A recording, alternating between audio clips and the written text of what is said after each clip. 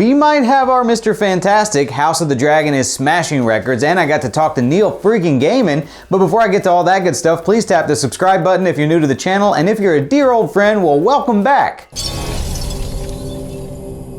It's the best geek news.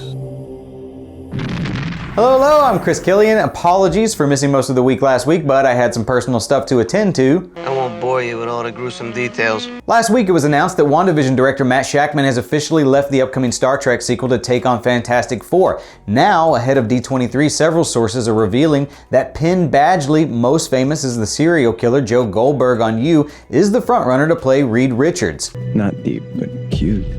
Is there more to you?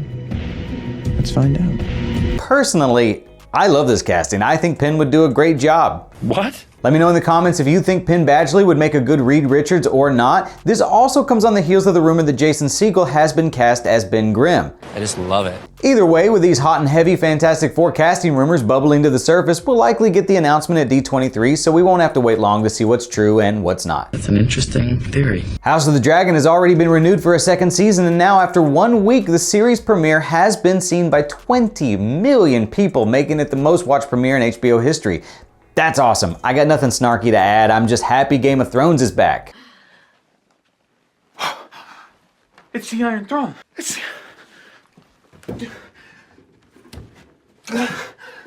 the Iron Throne. Last week, I got a chance to speak with the legendary writer Neil Gaiman himself, and the full interview is available on our channel now. But if you happen to miss it, we talked about a ton of cool stuff like this. Other than Dream, if we get a season 2, which of the endless would you guys want to spend more time with, and why is it Delirium?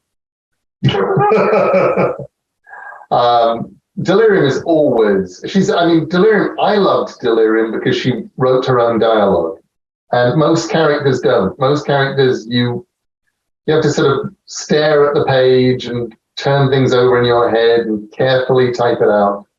And all I would ever have to do for Delirium is come up with a really good straight line, and then I just type what she said. And it's like, okay, this is great. There's a part of my brain that will always supply Delirium lines.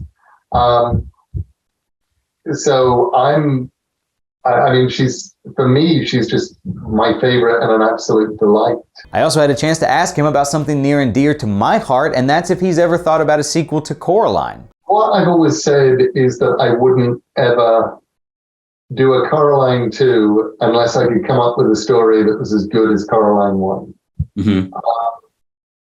And so far I haven't come up with, actually, as good or better, because you just don't want to do one of those sequels that sort of feels like a made-for-video sequel. If you're going to do something, it needs to be a Toy Story 2 or a Godfather 2 level sequel where you're actually upping your game. So I absolutely wouldn't rule it out, but I would absolutely want to okay, that is the thing that is just even cooler than Coraline. And that's that for Monday. Thank you guys again so much for all the kind messages and for being so supportive when I have to step away for reasons that are outside of my control. You guys are the best, and I love y'all. All of the stories in this video came from articles written on ComicBook.com, so if you'd like to read more about some of today's news with your own eyeballs, feel free to head over to ComicBook.com, where we work 24/7 to keep you up to speed on all the latest. You can also follow us on Facebook, Twitter, Instagram, TikTok, all that good stuff, all of which are linked below. If you're someone who likes listening to other people argue for hours on end about this sort of stuff, we've got you covered there as well with Comic Book Nation, hosted by Kofi Outlaw every Friday, or our Marvel-focused podcast hosted by my best friend Brandon Davis, now on Thursdays. If you want some behind-the-scenes antics or previews of my cosplay, or you want to know what it's like to live on a spaceship for months at a time with no genuine human interaction, find me on Instagram at CKComedy or Twitter at Chris Killian, all linked below.